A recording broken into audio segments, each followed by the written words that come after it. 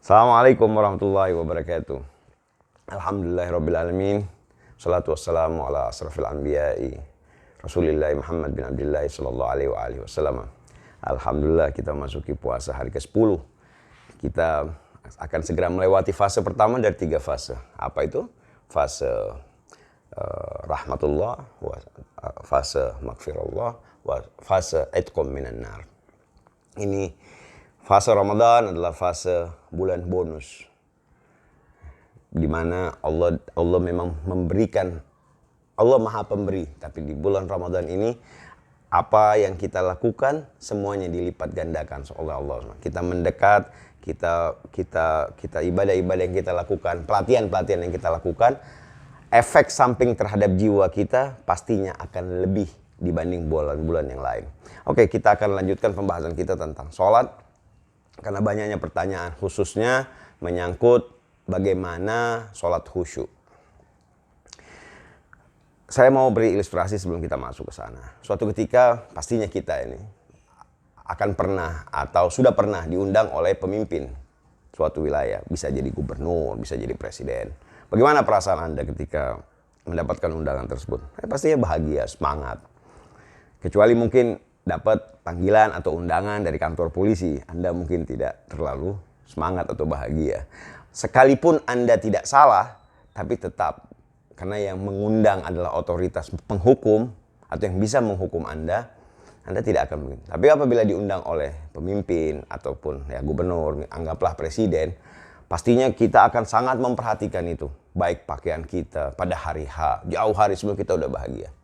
Itu diundang oleh pemimpin dunia, pemimpin suatu wilayah.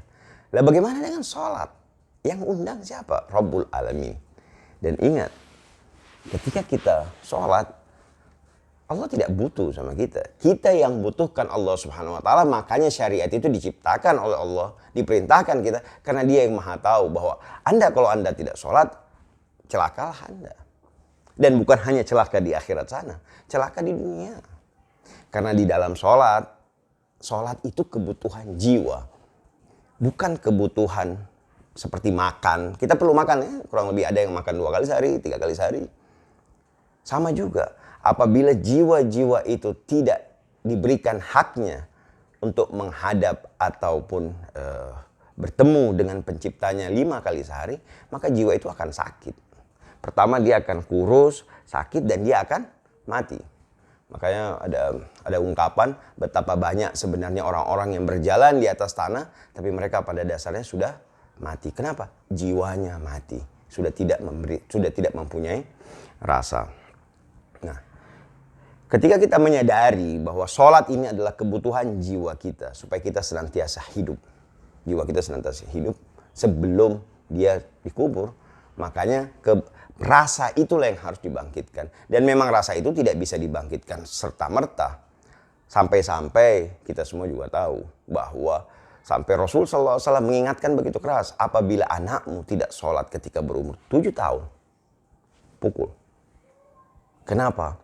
Bisa ala biasa. Semoga diharapkan dengan adanya tarbiyah, dengan adanya pendidikan, dibiasakan dulu sholat.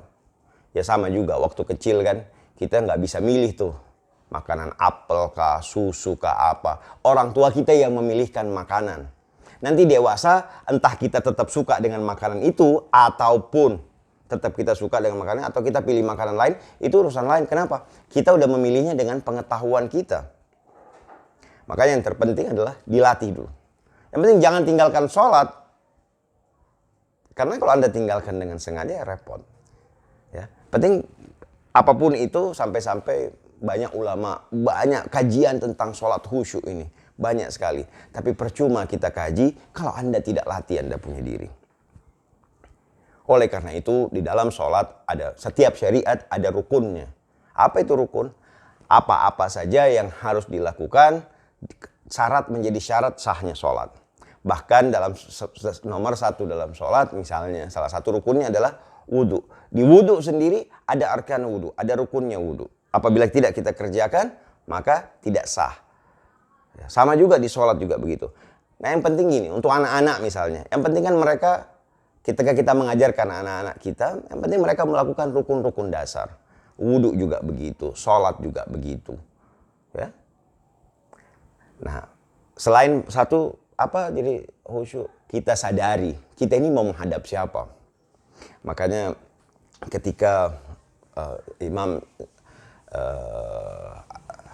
Ali Zainal Abidin, cucu dari Rasul sallallahu alaihi wasallam, pernah berwudu, dan ketika berwudu beliau menangis. Ditanya sama muridnya, "Ya Imam, kenapa Anda menangis?" Dia bilang, "Saya menangis karena saya akan berhadapan. Tidakkah kau sadari sama siapa kita akan berhadapan?" Bayangkan, belum sholat yang wajah tu wajahiyah, beliau dalam fase wudu saja sudah bisa begitu khusyuk, sampai-sampai sudah menangis. Mengingat bahwa apa? Ini berhadapan dengan Sang Maha-Maha. Maha pencipta, maha penjaga, maha penyayang, dan di lain sisi juga maha penghukum. Ya. Jadi memang sadari satu. Ya, jadi kita mulai dari proses pembersihan kita, karena ingat yang kita mau hadapi adalah yang maha suci. Sama juga masa kita mau berhadapan dengan misalnya gubernur atau dengan presiden dengan pakaian sekedarnya, kan tidak. Kita akan pakai pakaian kita yang terbaik, kita akan siapkan diri kita. Pakai parfum, pakai apa. Begitupun dengan sholat. Ingat, kita mau berhadapan dengan siapa. Ya. Berani Anda terlambat diundang oleh gubernur atau diundang oleh presiden? Tidak mungkin. Karena bisa jadi pintunya ditutup dan Anda tidak boleh masuk, dan Anda akan merasa rugi untuk tidak menghadiri jamuan itu. Sama juga dengan sholat. Jadi jelas ya. Kemudian selain prosesnya benar, bersiap diri, salah satu juga apa? Anggap itu adalah sholat terakhir Anda sebelum Anda disolatkan. Saya yakin apabila kita benar-benar menganggap bahwa ini bisa jadi sholat kita yang terakhir, kita akan melakukan yang terbaik. Satu. Yang kemudian, fahami apa yang kita baca. Oleh karena itu, dalam fikih sholat, walaupun sholat itu tidak dikeraskan suaranya, misalnya dalam doa iftitah, tapi kita dianjurkan untuk tetap membacanya. Misalnya kalau kita Bismillahirrahmanirrahim dengan lantang untuk sholat subuh, maghrib dan isya, tapi untuk sholat zuhur itu baik doa iftitah yang kita baca, kalaupun Anda mau membaca, karena itu sunnah, bukan wajib, itu sebaiknya kita baca, dilafazkan, dan paling tidak telinga kita bisa mendengar. Bismillahirrahmanirrahim, misalnya Allahu Akbar, Allahu Akbar kabira, walhamdulillahi katsira. Dan sambil apa satu? Ada orang bilang, saya waktu Allahu Akbar, Allahu Akbar, itu saya langsung ingat tuh kunci di mana. Apa-apa yang saya lupa semua teringat. Nah, bagaimana caranya supaya tetap bahwa kita bisa konsentrasi, fokus, khusyuk, fahami apa yang kita baca. Mulai dari Allahu Akbar, Allah Maha Besar, itu Allah. Makanya sampai dari gerakan salatnya saja penyerahan diri totalis, Allahu Akbar. Ya. Terus Allahu Akbar kabira, walhamdulillahi katsira, wa subhanallahi bukratan wa asila. Itu doa pembuka. Ya. Terus kita baca.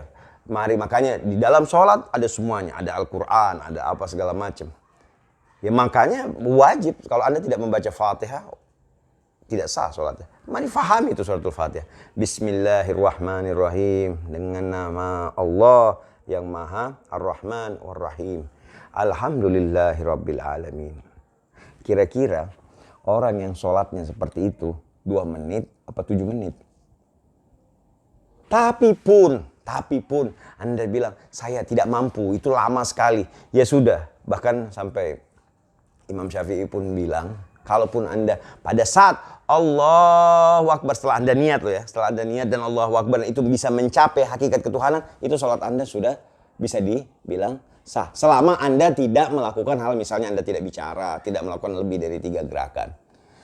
Tapi kalau Anda mau betul-betul, atau kita mau betul-betul, dan memang tidak mudah. Tidak mudah. Karena kalau mudah, semua orang bisa. Tapi karena dia sulit, dan memang harus kita latih terus.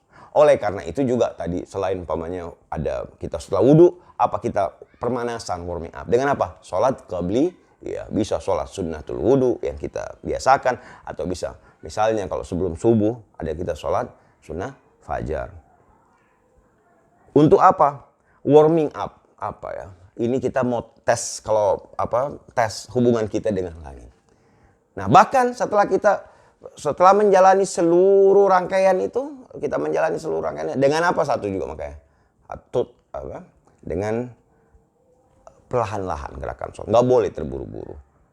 Tapi kalaupun Anda kayak sholatnya anak-anak, silahkan. Yang penting apa? Masih mau sholat juga. Walaupun kembali lagi, hati-hati juga. Ada yang sampai dikecam oleh Al-Quran, fawailul lil musallin. Kecelakalah orang-orang yang sholat. Kenapa? Dia sholat tapi dia lalai. Ya, dan termasuk pendusta agama. Itu kajian lain. Tapi mari kita bersama-sama karena memang ini bukan barang mudah. Kenapa? Karena dikatakan dalam Al-Quran, Allah Subhanahu wa Ta'ala sendiri yang ciptakan kita, yang mengatur seluruh syariat ini, mengatakan apa? Inna sholata tanha anil fahsya wal munkar.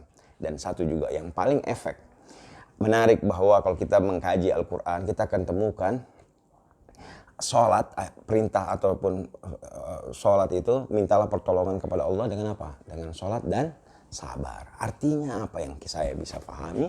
Bahwa kalau Anda sholatnya bagus, ada efek samping itu Anda akan sabar. Seperti tadi yang kita bilang di awal. Sabar, disiplin, hubungan kita. Dan kita akan senantiasa menjaga diri kita. Saya rasa itu yang kita bisa kaji hari ini.